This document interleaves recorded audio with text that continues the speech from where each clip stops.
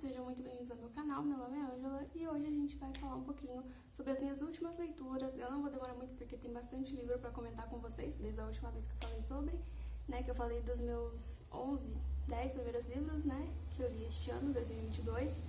Já vou me desculpar antecipadamente pelo barulho, mas aqui é difícil não ter barulho, né, então vamos nessa. Vou começar então falando... enfim, vamos falar então dos livros que eu li este ano, 2022, desde junho ou julho que eu vim falar com vocês. Enfim, segunda metade do ano, até agora, hoje é dia 25 de outubro, então até agora eu li 25 livros, olha, dia 25 livros. Enfim, vamos lá. O último que eu falei com vocês foi o da Rita Carreira, que eu li lá pela Biblion, a Biblioteca Digital de São Paulo, que era um livro de poesias. Então, desde aquele livro, eu já li vários outros. Começando então por Você Foi Enganado, do Chico Otávio e da Cristina Tardáguila. Eu tenho ele aqui no Kindle, eu só não vou mostrar pra vocês porque tá com um monte de e-book aqui, então vai ficar difícil. Inclusive, ó, tô lendo Sol da Meia-Noite até agora, ainda não terminei, faz tempo que eu tô lendo esse. Mas enfim, então eu tenho o Você Foi Enganado aqui no Kindle, tenho ele aqui, e eu li ele pelo Kindle. A editora que publicou ele é a Intrínseca, a edição que eu li tem... Atualmente mudou o sistema lá de contagem de páginas no Kindle, né? E, enfim, tá com 199 páginas. A edição física tem 288. Em Você Foi Enganado, a gente tem um subtítulo que é o seguinte: Mentiras, exageros e contradições dos últimos presidentes do Brasil. Então, eu li isso do dia 18 de junho ao dia 26 de julho. Então, assim, foi uma leitura que demorou um pouquinho. É um livro de não ficção, ele tem 8 capítulos. E cada capítulo vai falar de um presidente, né, desde a época do finzinho ali da ditadura até agora mesmo, sabe? Olha, eu vou falar pra vocês quais são, ó. Primeiro é Figueiredo, segundo é o Tancredo, depois Sarney, depois Collor, depois o Fernando Henrique Cardoso, que é o FHC, o Lula, a Dilma e o Temer. Termina no Temer, tá? O livro. E daí tem um epílogo com a conclusão dos autores. E daí eu coloquei umas citações pra falar pra vocês. Primeiro é lá no começo, que é da introdução do livro. Na verdade, tem bastante coisa na introdução do livro. Tem uma coisa que eu gosto muito de comentar, que é a pesquisa que eles trazem, né? Porque teve um cara, um professor de ciência política de uma universidade lá dos Estados Unidos, que estudou o fenômeno da mentira no mundo inteiro, né? E daí eles falam um pouquinho dessa pesquisa desse cara. Tem um livro também, né? Mas quem me acompanha lá no Insta, @leituras da Ângela, vocês já sabem, né? Eu já compartilhei com vocês o nome do professor e a pesquisa dele, mais ou menos, o que o livro traz de informação pra gente. Eu quero muito ler o livro desse cientista e professor lá dos Estados Unidos. Mas enfim, lá na introdução eles deixam esse trechinho aqui, olha. E é fato que a farsa, premeditada ou não, tem sido o vetor decisivo nos rumos do país. Enfim, né? Nós estamos num período bem tenso este ano, né? Acho que desde 2014 pra cá, mas assim, em 2018 as coisas foram ficando mais complicadinhas pra gente. E agora de novo, enfim.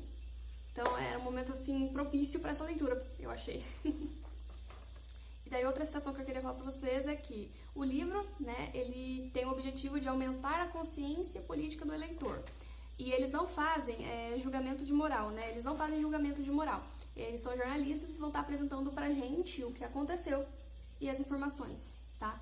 Eles não vão falar se aquilo é bom, se aquilo é ruim, não. Vão apresentar as informações. Inclusive, no começo eu tava gostando, depois parei de gostar, porque entra aqui, acho que no Collor, mais ou menos, Sarney também, mas no Collor, do Collor em diante, é muito sobre economia, sabe? A questão econômica é a que vai pesando, e daí começa assim, primeiro que eu não entendo, e segundo que a gente vai entender algumas coisas que se desenrolaram, algumas consequências, algumas situações e tudo mais. Mas eu achei interessante porque tinha bastante coisa que eu não sabia, né, tanto dos presidentes que vieram antes do Lula, porque eu era muito criança, muito pitica, e quanto do próprio Lula, a questão do mensalão e tal. Aí depois a Dilma também vai falar um pouquinho sobre a questão dela com a Marina Silva na eleição dela, né, ou na reeleição, não lembro.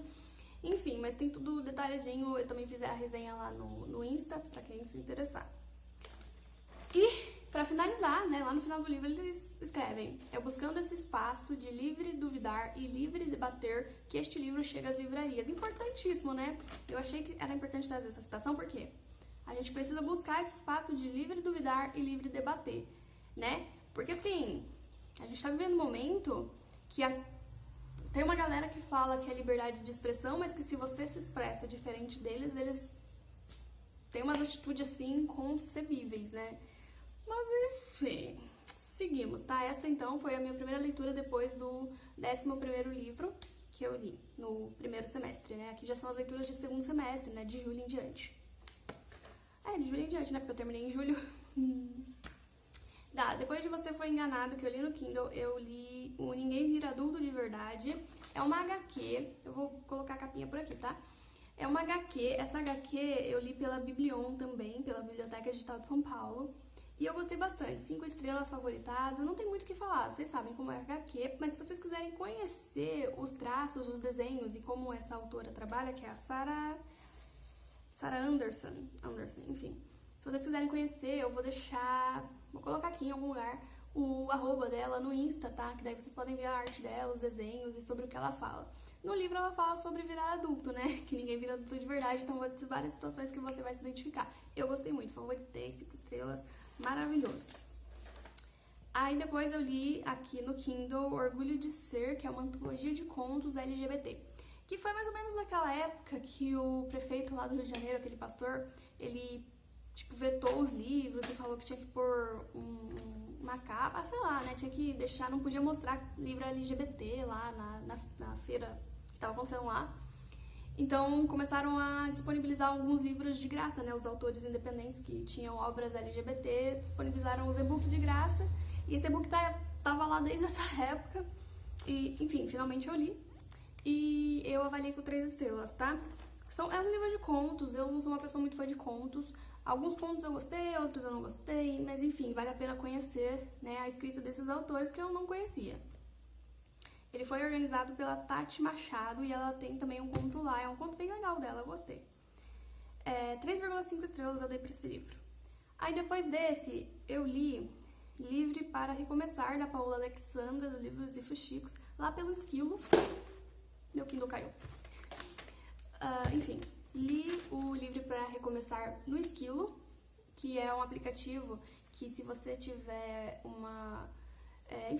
seu chip for da Vivo, da Claro, ou se tiver, tem outras opções, né, que você pode colocar lá, né, e daí eles te disponibilizam algum tipo de plano, ou você pode também comprar os livros para ler por lá. Eu particularmente uso o meu plano da Vivo, e daí eles disponibilizam um livro por mês lá. E daí eu consegui ler, então, o Livro para Recomeçar, e é uma história de ficção, né, é um romance contemporâneo, não, é um romance de época, e é o segundo dela, né, publicado. O primeiro eu ainda não tive a oportunidade de ler, mas foi a minha primeira leitura de qualquer obra dela, e eu gostei da escrita. Eu só não dei 5 estrelas porque eu não gostei da romanceada que deu, foi romance. É que foi uma visão do Brasil, assim, meio romanceada. Ela nos presenteou com era Dom Pedro? Enfim, com uma galera aí muito, que não é, entendeu? Não era daquele jeito. Mas depois no final ela explica por que ela optou por fazer isso, daí eu entendi, né? Que ali é uma ficção, então tava tudo bem. Entendeu? Romance. Então a gente vai focar na Anastácia e no Benício, que vai ser o casal protagonista. Aí tem o irmão dele, que é o Samuel, com a Avril. Avril? Acho que é esse o nome da irmã do ex-marido da Anastácia. Enfim, vamos focar nesses 4. Aí vai ter uma outra galera que vai estar ali também, a Marta, né, que era a enfermeira, a Darcília. Enfim, é uma galera maravilhosa, um romance maravilhoso, vale a pena conhecer. E tem resenha lá no Insta, tá? Tudo detalhadinho, maravilhoso. Mas a Paola escreve muito bem, adorei. Quero muito ler o primeiro livro dela e quero ler outros livros dela. Incrível. Depois, pela Biblion, eu também li a outra HQ, que chama A Diferença Invisível, da Mademoiselle Caroline e Julie Daches. 5 estrelas, favoritadíssimo. É um livro que vai falar sobre a própria experiência da autora ali, porque ela tem Asperger. Hoje a gente não... eu soube que não se chama mais Asperger, que agora é autismo nível 1, né? Que é aquele tipo de autismo onde a pessoa ela tem todas as suas funções normais, tipo... Nossa, acho que eu não tô falando tudo certo, com certeza eu não tô falando direito, peraí. Que ela tem total... esqueci como é que fala, gente, peraí. Tipo, a pessoa continua inteligente, continua conseguindo, agir normalmente, né? Não tem tantas dificuldades quanto uma pessoa que tem um autismo mais avançado, só que ela tem algumas situações, tipo, ela precisa de rotina, tem muita dificuldade no negócio do social, sabe? Socialização e tudo mais. E, enfim, no livro eles explicam certinho, tá? Sobre isso, sobre o Asperger. E a autora, então, retrata ali como foi pra ela se descobrir, né? Porque ela descobriu adulta e como é que foi tudo isso. Eu gostei muito de conhecer a história e é muito boa. Depois dessa HQ, então, que eu li lá pela Biblion, ó, vamos ler lá, gente, emprestem lá. Eu li também, só que agora pelo Kindle, tá aqui. Uma Garota Pode Sonhar, da Clarice França, é um conto nacional. E eu avaliei com 3 estrelas. Eu achei que poderia ter sido apresentado como um prequel, que essa história poderia ser mais desenvolvida.